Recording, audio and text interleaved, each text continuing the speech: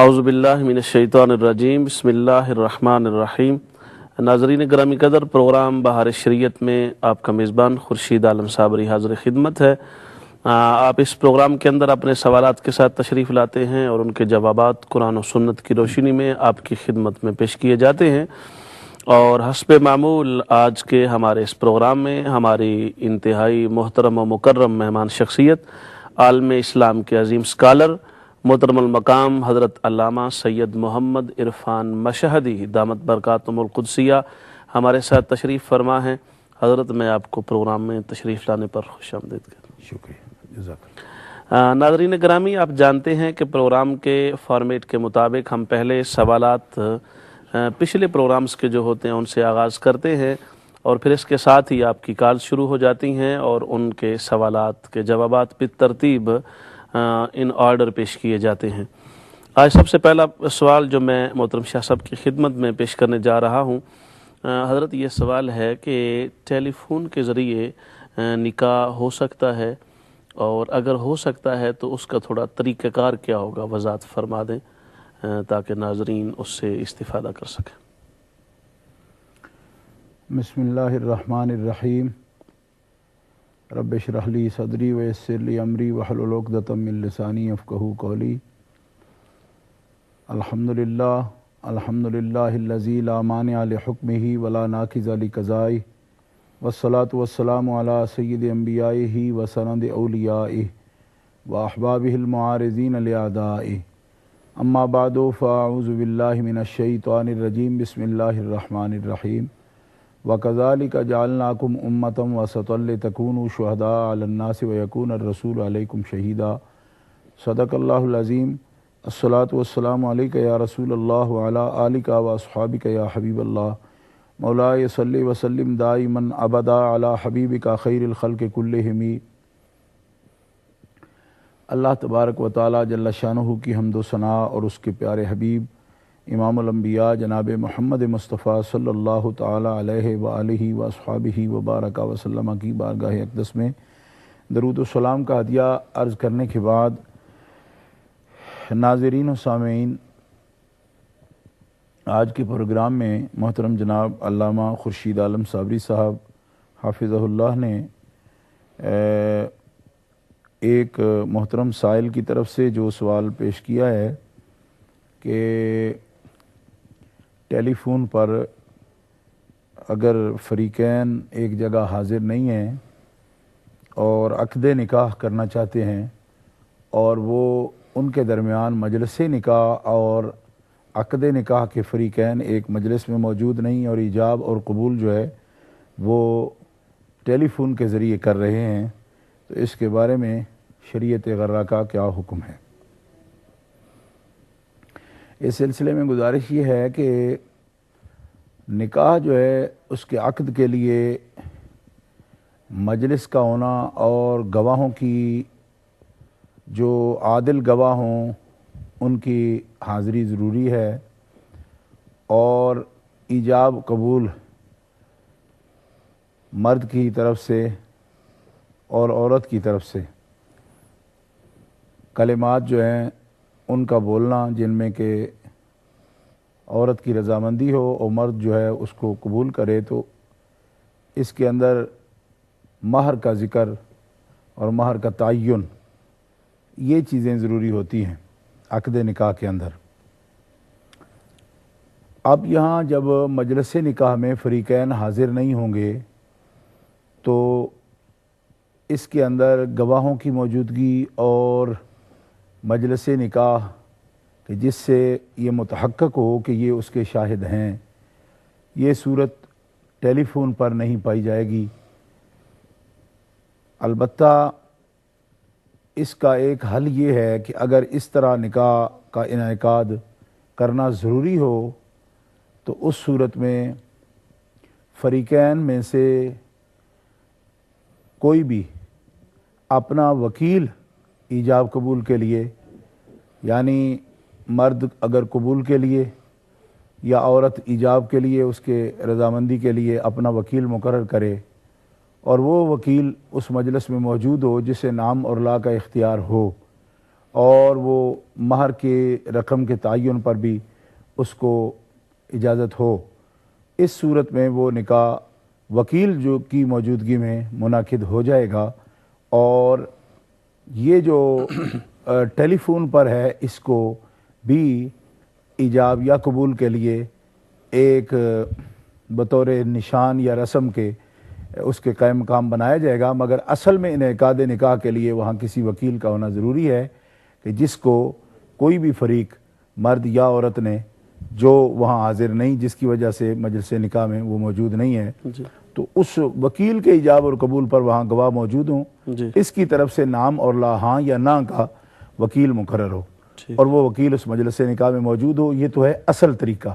ٹھیک غائبانہ طور پر جب کہ ایک فریق موجود نہیں جی تو پھر اس کا وکیل موجود ہونا ضروری ہے، جو نام اور لا پر جس کو اختیار ہو پورا اس کی طرف سے۔ ٹھیک باقی یہ ہے کہ رسماً لوگ چونکہ سمجھتے ہیں کہ اس وقت دوسرا فریق بھی حاضر سمجھا جائے، تو اس پر ٹیلی فون پر بھی اگر وہ ایجاب قبول کرتے ہیں جی تو اس میں سقم رہ جائے گا۔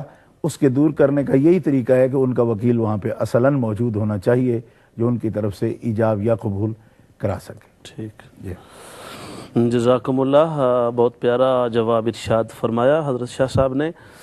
حضرت اگلا ہمارا سوال ہے، یہ اکثر ہمارے بہت سارے ویورز ناظرین پوچھتے ہیں کہ جو طلاق ثلاثہ کا حکم ہے احناف کے نزدیک اور دیگر ائمہ کے نزدیک، تو اس میں بعض اوقات ہمارے جو سادہ لوگ ہیں، حنفی فالوورز متبعین، تو وہ اس میں بعض اوقات کنفیوژن کا شکار ہو جاتے ہیں کہ اس مسئلے پر اختلاف کیوں ہے کہ ہمارے نزدیک طلاق ثلاثہ کا وہ 3 ہی شمار ہونا، اور جو لوگ کہتے ہیں کہ نہیں ایک ہے وہ ایک ہی ہے۔ تو یہ اگرچہ ایک علمی مسئلہ ہے، مگر میں چاہتا ہوں کہ آپ ذرا تھوڑا اس کو اچھے انداز میں اپنی خاص انداز میں جو آپ کو اللہ پاک نے دیا ہے، تو اس کو تھوڑا سا وضاحت کے ساتھ ناظرین کے لیے۔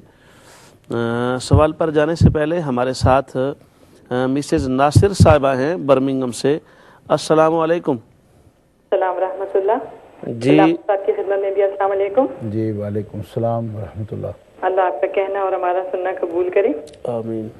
میرے 3 سوال ہیں۔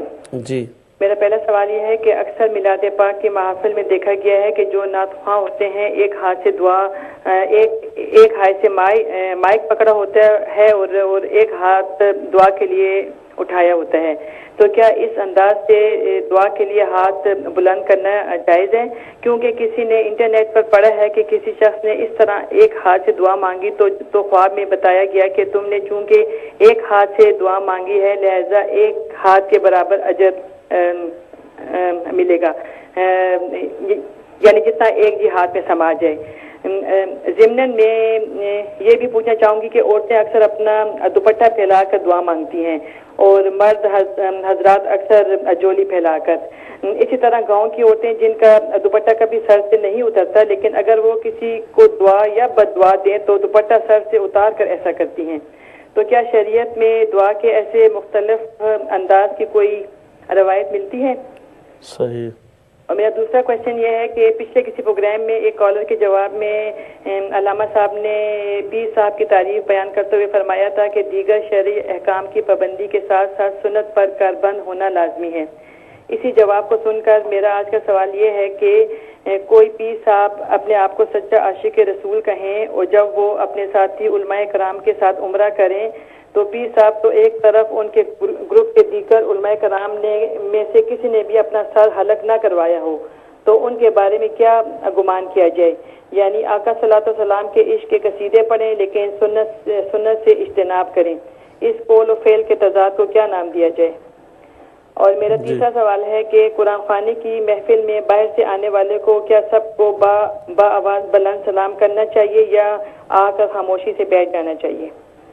دعاؤں میں یاد رکھیے گا۔ السلام علیکم۔ جزاکم اللہ، تشریف لانے کا شکریہ۔ انشاءاللہ تعالی ضرور آپ کے سوال پر بات ہوگی، ہمارے ساتھ رہیے گا۔ جی حضرت، تو میں عرض کر رہا تھا کہ طلاق کے ثلاثہ کے بارے میں۔ بسم اللہ الرحمن الرحیم۔ محترم صابری صاحب، اسلام دین فطرت ہے اور اس کے اندر ایک تمدن اور سوسائٹی کے قیام کے لیے نکاح کی بڑی اہمیت ہے، کیونکہ کسی بھی تمدن کی اور سوسائٹی کی، معاشرہ کی بنیاد گھر ہے، افراد سے شروع ہوتی ہے، اور افراد کا جو ایک خاندان بنتا ہے تو اس کا خاندان کا تصور عقد نکاح کے ساتھ ہی ہے، ایک مرد اور ایک عورت کے ساتھ جی ایک معاشرے کی بنیادی جو اکائی ہیں وہ یہ دونوں مل کے ہی بنتے ہیں، جس سے معاشرہ پھر وجود میں آتا ہے۔ جی اس میں ایک عائلہ کو اور ایک گھرانہ کو پورا جو ہے معاشرہ سمجھا جاتا ہے۔ نکاح کی بڑی عظمت ہے، نبی کریم علیہ الصلوۃ والسلام کی سنت ہے، اور نبی کریم علیہ الصلوۃ والسلام نے اس کے لیے یہ بھی فرمایا کہ جو نکاح جو ہے وہ میری سنت ہے اور میرا طریقہ ہے، اور جو اس سے اعراض کرتا ہے، منہ پھیرتا ہے، وہ ہم میں سے نہیں ہے، میری امت میں سے نہیں ہے۔ جی اس سے بڑی اس کی اہمیت ظاہر ہوتی ہے۔ صحیح ہے۔ اور احناف کے نزدیک تجرد کی جو زندگی ہے اور نفلی طاعات میں مصروف رہنا ہے کسی کا نکاح ترک کر کے، اس سے افضل ہے نکاح کرنا اور ازدواجی زندگی گزارنا۔ تجرد کی زندگی کو ہمارے احناف کے نزدیک، بزرگوں کے نزدیک افضل نہیں کہا گیا، کہ ایک شخص کہتا ہے کہ میں صرف زہد و طاعت کے لیے اپنے آپ کو وقف کر دوں، اور اس کی کئی اور بھی انہوں نے اس کے دلائل دیے، مگر سب سے مضبوط دلیل یہ ہے کہ اگر یہ اعلیٰ زندگی ہوتی کہ تجرد طاعت و ذکر کے لیے بندہ جو ہے اپنے آپ کو خلوت نشی کرے، تو یہ اعلیٰ زندگی اللہ تعالیٰ اپنے رسول صلی اللہ علیہ وسلم کو گزارنے کا حکم دیتا۔ جب رسول اللہ صلی اللہ علیہ وسلم نے ازدواجی زندگی گزاری ہے اور ایک عائلہ کے ساتھ گزاری ہے اور متعدد ازواج کے ساتھ گزاری ہے، تو اس کا مطلب یہ ہے کہ سب سے اعلیٰ زندگی دینی وہی ہے جو رسول اللہ صلی اللہ علیہ وسلم کی پیروی میں ہوگی۔ سبحان اللہ۔ اچھا، اب یہ ہے کہ دیکھیں، چونکہ یہ دو لوگوں کا، میاں بیوی کا یہ آپس میں ملاپ ہوتا ہے شریعت اور دین کے طریقے پر، تو ہر ایسی سوسائٹی جو کوئی